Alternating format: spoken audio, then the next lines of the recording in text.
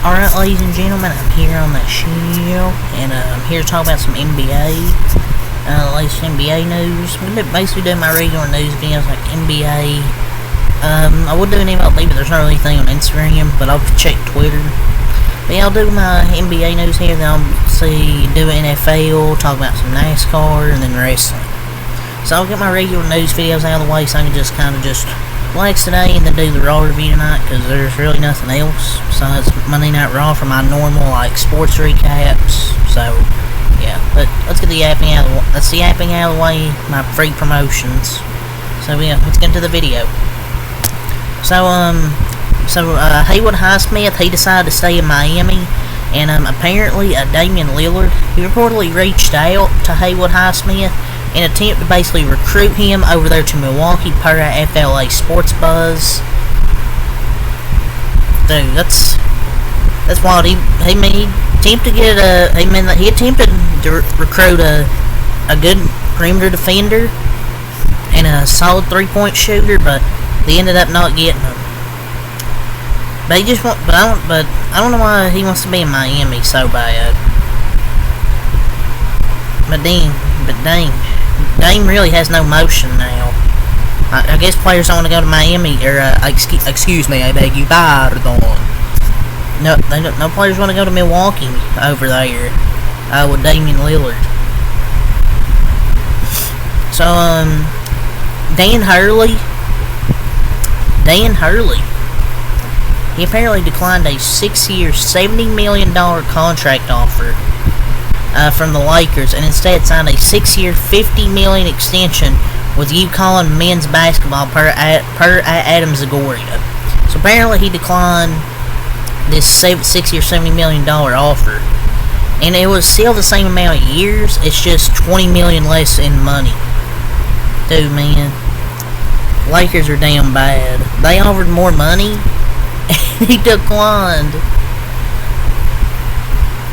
I mean, imagine taking $20 million less just to stay away from the Lakers. I mean, the Lakers coaching job, oof, not good, man. Not good. Feels like the Lakers every offseason. Oh, who want me? No. And Lakers fans will now say, oh, we don't care about this dude anyways. Well, apparently no one cares about the Lakers as well, that J.J. Redick had to take the job. An ESPN analyst and a podcaster. So the Sixers, remember their throwback jerseys, the black throwback jersey they had back in the day? Well, the Sixers are making plans to revive their black throwback jersey per that Sixers item. You just feel that aura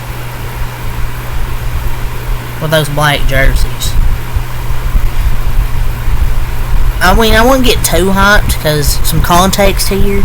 He said not for the next season, though, so I won't get too hyped. But they need to hire back the 90s designers, because some of the modern NBA jerseys are just, awful. They need to hire those 90s designers back. But those are some good Sixers jerseys. It's time to bring these back. It's not going to be this season, but maybe next season. So the Atlanta Hawks, apparently they were uninterested in trading their centers, Clint Capella and Onyeka Okongwu, to New Orleans for Brandon Ingram. Per at will Gooey Laurie. How do you say his name? I'm not part of the nerd community, sorry. As it turned out, Atlanta didn't have much interest in giving Ingram his next contract, removing either its top two centers, Clint Capella and Onyeka Okongwu, according to leaked sources. Dude. I mean, yeah, they could have got a decent, an all-star caliber player in Brandon Ingram, but as it turned out, they just didn't have much interest, and he isn't worth $50+ million to me. So honestly, I think it's a good move.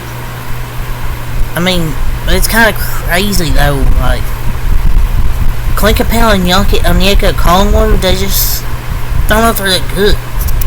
Brandon Ingram has a better chance of being an all-star caliber player at this point than those two. I mean, yeah, I know you want to have your rim protection, rebounder, and Clint Capella, but you could at least trade one of them.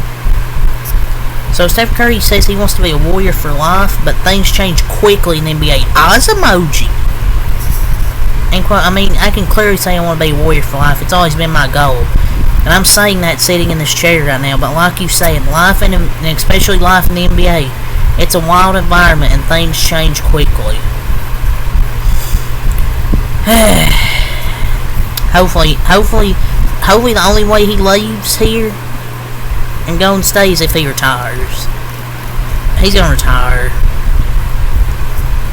But if we can't get Lauri Markkanen or someone else of a similar level, the best thing for him is to have a last dance elsewhere instead of rotting the rest of his career with a mid-team. But we're not. If Steph left, man, our franchise would be in shambles. My glorious franchise. LeBron James believes the Lakers can win another title before he retires. Yeah, okay. Straight up lying, buddy. Not happening. Yeah. This guy. Paul George on the Podcast P show. He talked about how he was almost traded to the Warriors, and he admitted that he was almost traded to the Warriors. That was a real thing, he said. Part of this quote here.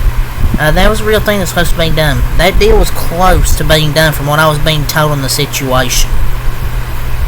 But the sign and trade fell through, basically. Oof. Said the Clippers lost him for nothing. But there's no way they were going to trade him to a rival. But I'm curious what they offered. But also from a Podcast P show,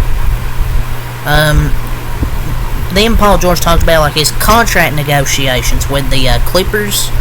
LA's first offer they offered him was 2 years, $60 million. He asked for the same contract as Kawhi during the season. First 2 points here. He asked for 3 years, $150 million with an NTC after the season. No trade clause.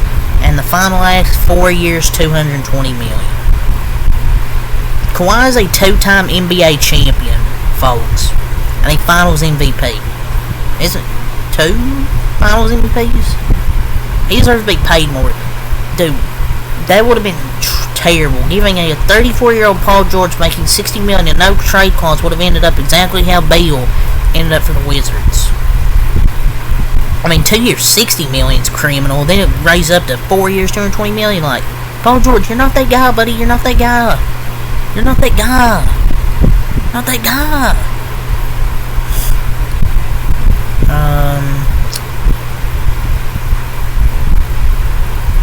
So, that's all the stuff for NBA Central, so kind of a short NBA Central portion, but let's get to Woj. I was talking about Haywood Highsmith. Well, free agent, it was announced today, free agent Haywood Highsmith has agreed on a 2-year, $11 million deal to return to the Miami Heat. His agent, Jerry Giannis, tells ESPN Highsmith had significant interest around the league, but he stays with the franchise that developed him into an NBA player. 2 years are fully guaranteed and no options on this deal, so he's basically back. So it's a good signing, really, for free, to be honest. He averaged a career best 20 minutes and started 26 games last year, averaged 6 points and 3 rebounds, and shooting nearly 40% on 3. So he's a really good 3-point shooter, and he's a really good defender. That's a good deal for Miami, and I think he can even take a leap with this team. Jordan McLaughlin agreed to a 1-year deal with the Kings. Daniel Theis a 1-year deal with the Pelicans. I mean, he'll be a good bench guy, good veteran presence.